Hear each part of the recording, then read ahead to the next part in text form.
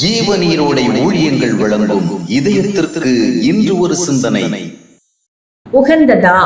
தானியேல் எது நல்லது எது கெட்டது என்ற ரீதியில் மட்டும் பார்க்கும் கண்களை உடையவன் அல்ல.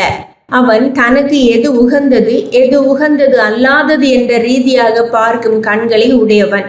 ஏனென்றால் சில விஷயங்களில் நல்லவையா இருந்தாலும் அது நமக்கு பொருத்தமானதா உகந்ததா என்று பார்க்க வேண்டும். ஒரு இராணுவ வீரன் தான் உடுத்துகின்ற உடைகள் எல்லோரும் உடுத்துகின்ற விதமான நல்ல உடைகளை அல்ல, யுத்த களத்து சூழ்நிலைக்கு ஏற்ற விதமான உடைகளையே தெரிந்து கொள்ள வேண்டும். ராஜா உண்ணுகின்ற உணவு தரமானதும் ருசியானதுமாகவே இருக்கும்.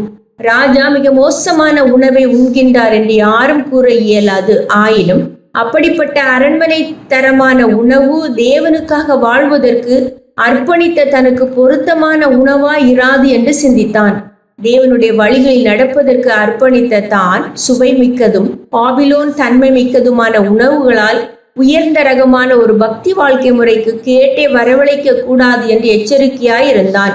இந்த பூமியில் சில விஷயங்கள் கேடானவைகள் என்று சொல்ல இயலாதவை, ஆயினும் கேடில்லாதவை என்பது மட்டுமல்ல, அவை நமக்கு பொருத்தமானவையா என்று பார்க்க வேண்டும். குறிப்பிட்ட ஒருவர் டிவி உபயோகிப்பதில்லை, பேஸ்புக் அக்கவுண்ட் வைத்துக் கொள்ளவில்லை, வாட்ஸ்அப் மூலமாக விசித்திரமான விஷயங்களை அனுப்புவதோ பெறுவதோ இல்லை. இது போன்ற நவீன சாதனங்களினாலே நன்மைகள் பல உள்ளனவே, அவற்றை ஏன் நீங்கள் வெறுத்து சந்நியாசித்தனம் காண்பிக்கின்றீர்கள் என்று யாராவது சில வேளை அவரிடம் கேட்பார்கள்.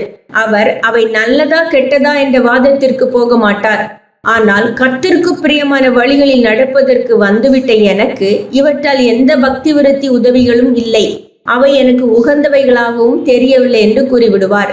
பட்டென்று அழுகை காட்டாத பல நிறங்களில் உள்ள ஆடைகளை அணிகின்றவர்கள் சுதந்திரமாக எங்கும் அமர இயலும்.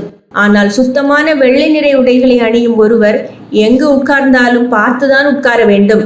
ஏனென்றால் வெள்ளை நிற உடையில் அழுக்கு லேசாக ஒட்டி கொண்டாலும் மிக மோசமாய் காட்டும்.